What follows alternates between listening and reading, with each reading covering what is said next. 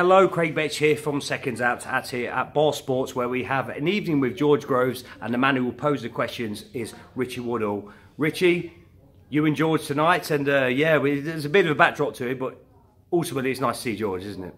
It is very nice to see him, coming off a fantastic performance against Chris Eubank Jr. Great fight, great performance, well thought out, tactical display I thought from him.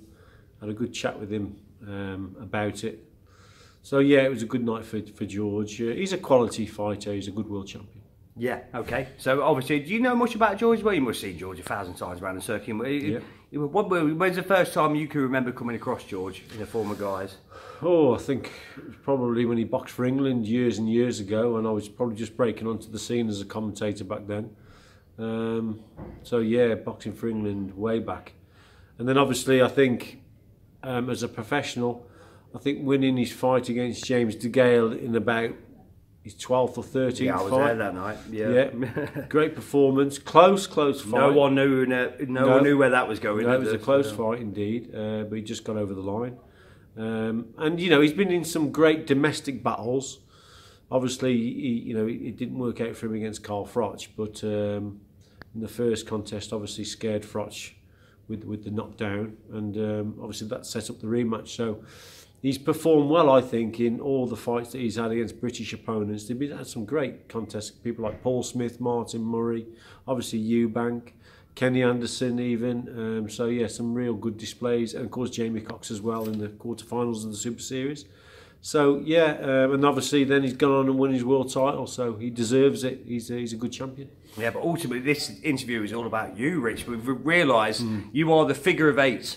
You know, anything that ends in 8 is your year. And I think I even educated you a little bit on this. You were born in 1968, if I'm not mistaken. Yeah, you didn't have to educate me on that one, but yeah, that's right. Yeah, so in 1988 you went to the Olympics. Yeah.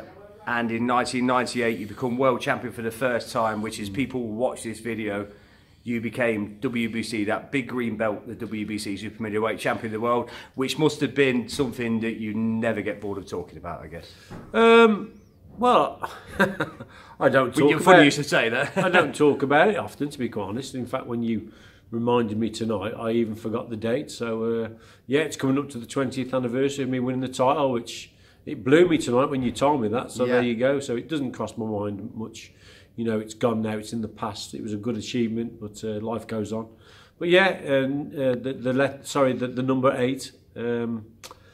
Yeah, with me being born in 68 and winning bronze in 88 and then the world title in 98, yeah, I suppose it's a lucky year for me. So yeah, I've had a great career, but 88 in the Olympics was special, with boxing Roy Jones in the semis, and then winning the world title in 98 then probably was the icing on my cake, really. So yeah, I've enjoyed it. Yeah, of course. I mean, you look back at the world title victory. I think the one thing that surprised you was quite how long ago it was, wasn't it? Time really does fly, Richie, doesn't it? Yeah, absolutely. 20 years now. You know, back then my dad was alive and everything was happy, and my children were very, very young. So life was fantastic in terms of winning the world title, and everything was great. Yeah, but you know, life goes on. Obviously, I lost my world title I think in 99. And then come to the end of my career boxing Joe Calzaghe in 2000. But yeah, life really does fly by. You know, I remember leaving school in 84 when I was 16, like yesterday. And before you know it, you know, you've been a good amateur, a good professional, but it's all over. So I think you just got to enjoy life, but it does fly by, yeah. Yeah, and his backdrops of when you won the world title as well. It was at Telford Ice Rink. I mean, for Telford to have the magnitude of a world title fight as the modern days progress seems maybe a little bit far-fetched, if I'm not talking out of turn. And to beat someone like Sugar Boy Malinga, who pretty much retired Nigel Benn as well, I mean, it must have been an amazing occasion as well. You look back, you probably don't appreciate how good it was, do you? So. I think I look back now and probably appreciate it a little bit more. I didn't appreciate it back then. It was just another fight to me, and yeah, it was a good achievement. I climbed the mountain, being a world champion. But when you look back now, then yeah, I suppose it was a little bit special. Probably hasn't been certainly a boxing occasion like that in the county or in Telford. But you know, I'm a Telford lad, I'm a Shropshire boy, so I'm a country lad really. And yeah, I am pretty proud of my roots, where I'm from, the people I've grown up with, my town, my county. and to win a world title there, I wouldn't want to have won it anywhere else. And I mean that. Vegas, I've been there. It's been fantastic. I've been to Madison Square Garden. Telford Ice Rink for me, in front of my home supporters, was the icing on the cake for me. So yeah, I really appreciated all my support. They were great times. They really were. And hopefully they will return with the young talent that's coming through. You know, Telford's still a growing town. There's plenty of boxers there, lots of boxing clubs now. Some good kids coming through, and hopefully they'll go on and win where I won. Yeah, of course. You always say sometimes, you know, the boxers that pick up the greatest achievements are the last people who appreciate it. They don't. They're in there, so they don't realise what everybody else sees and so on. But you know, to beat Sugar Boy Malinga, it's not just that as well. We talk about you're going to be 50, I believe. Richie, on April the 17th. April the 17th. Yeah, so then we'll approach the 1988 Olympics, the 30th anniversary of that, where you medalled. You know, lost to Roy Jones Jr. and so on. Roy Jones Jr. is going to be here next month as well at Bar Sports in Cannock. Yeah, it seems to be a bit of a there's irony, isn't it? Yeah, that'll be quite special. Speaking to Roy again, I've met him since only a couple of times since '88, since I boxed him. So to actually interview him here, that will be a special occasion because he obviously does remember me. I've spoke to him before. West Bromwich Albion, I remember. I think I interviewed him at the Albion ground at a dinner, and he threw his arms around me. Actually, I couldn't believe it when he seen me, and he knew who I was, and he recognised me. Yeah, it was a touching moment. So it'd be good to speak to him again, see how life's gone on for him. He's been a fantastic fighter, amateur and pro. You know, I've really appreciated and really admired him, to be quite honest. But yeah, it was great to share the ring with him. But yeah, 88, 30 years it'll be since I've won an Olympic bronze medal. Man, it just flies by. Yeah, you're getting younger though, as Rich Bod looks at as well. So. Well, cheers, is that 10 quid? Okay. We talk about the real two blockbusters on our horizon in British boxing at this moment. Are you going to be doing the BBC 5 Live stuff for Joshua, for maybe Harold Bellew?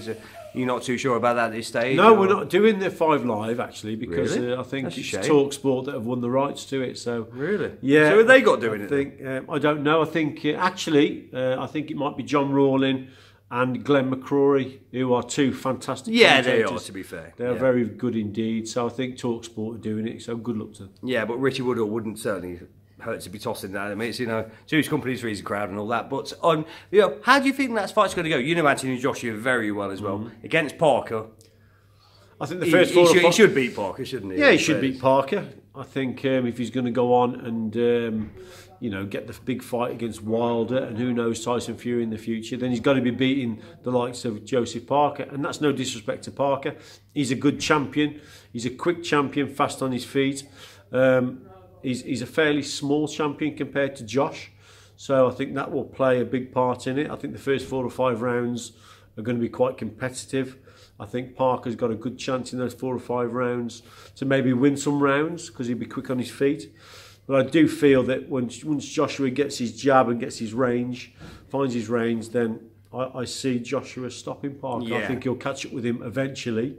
It might just take 5, 6, 7 rounds to do that, but once he does connect, I think Joshua wins by stoppage. Yeah, okay. Well, that's a bet we agree on because I've lost God knows how much money to you in the previous one. So as well. Hey Bellew, where do you see that going? Oh, Hey Bellew is one of those.